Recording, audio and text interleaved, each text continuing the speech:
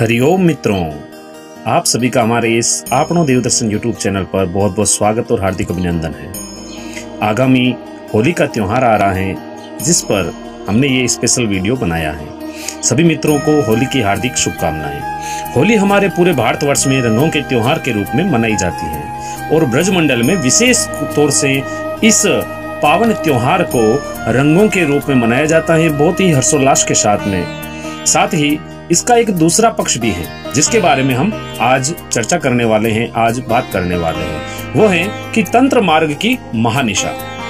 होली के इस त्योहार को महानिशा भी कहा जाता है। होली की रात्रि तंत्र मार्ग के लिए महान निशा है, अर्थात महारात्रि है, जिसमें हम किसी भी मंत्र, तंत्र, स्तोत्र, कवच, चालीसा इत्यादि को सिद्ध कर सकते हैं और रुके हुए काम, विवाह में बाधा, व्यापार की बाधा का निवारण करने के लिए किए जाने वाले उपाय भी इस महारात्रि में सरलता से कार्य सिद्ध हो जाते हैं। होलिका दहन के समय हमें कौन कौन से अचूक उपाय करने हैं जिससे हमारी सभी मनोकामनाएं पूर्ण हो।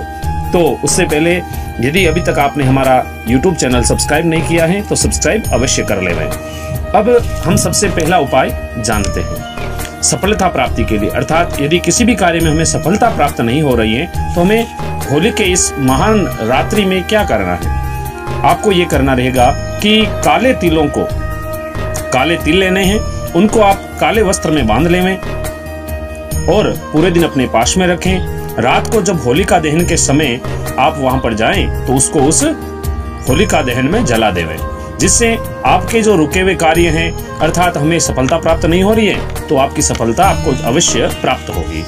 दूसरा, विवाह में बाधा। आजकल ये सबसे बड़ी एक समस्या हो रही है कि विवाह के योग्य जो बालक और बालिकाएं दोनों हो गई हैं, लेकिन फिर भी विवाह में बाधा आ रही है, विवाह किसी कारणवश नहीं हो पा रहा है। तो उसके निवारण के लिए ये उपाय है। आपको क्या करना है कि एक नारियल का गट लेना है, अर्थात नारियल के जो अंदर का भाग आता है वो लेना है, उसको ऊपर से काटना है, उसके मुख को ऊपर से काटना है। उसमें आपको तिल, गुड़, जौ और देसी घी ये आपको उसमें मिलाना है और ये डाल करके बांध उसको वापस ऊपर से बंद कर देना है और काले धागे से, चाहे वो लड़का हो चाहे लड़की हो, कन्या हो चाहे लड़का हो, उसके ऊपर से आपको एंटी क्लॉकवाइज घुमाना है, यानी उल्टा घुमाना है।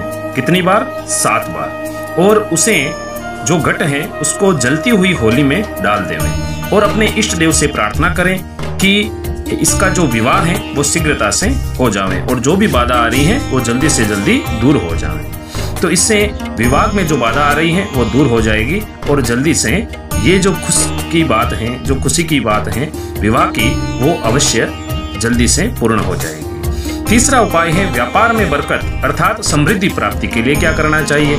यदि व्यापार में बरकत नहीं हो रही है, किसी कारणवश हमारा व्यापार आगे नहीं बढ़ रहा है, तो हमें क्या करना है।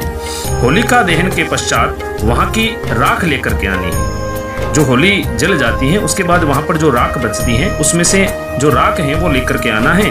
उसके साथ में सेंधा नमक मिलाना है और उसे पीले वस्त्र में बांध करके अपने घर में ईशान कोण में अथवा व्यापारिक जो प्रतिष्ठान है, अर्थात हम जहाँ पर व्यापार करते हैं, दुकान है अथवा आपकी फैक्ट्री है, उसमें भी ईशान कोण में, अर्थात ईशान कोण किसे कहते हैं? पूर्व और उत्तर, इसके जो मध्य का भाग होता है उसे ईशान कोण कहते हैं। इसमें रख देवें, जिससे आपके व्यापार में समृद्धि प्राप्त होगी।